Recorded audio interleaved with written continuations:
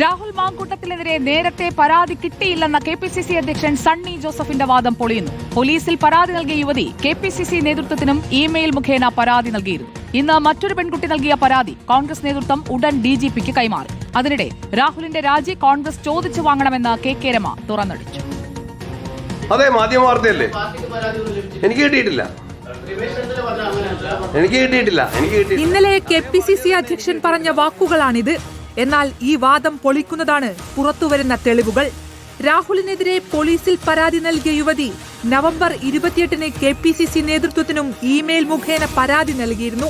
ആ തെളിവുകൾ ഇന്ന് റിപ്പോർട്ടർ പുറത്തുവിട്ടു. അതിനിടെ രാഹുലിനെതിരെ ഇന്ന് മറ്റൊരു പെൺകുട്ടിയുടെ പരാതി കൂടി എത്തിയതോടെ നേതൃത്വം വെട്ടിലായി. ആ പരാതി ഉടനടി ഡിജിപിക്ക് കൈമാറി. എനിക്ക് കിട്ടിയിട്ടില്ല, ഞാൻ അന്വേഷിക്കട്ടെ, നോക്കാം.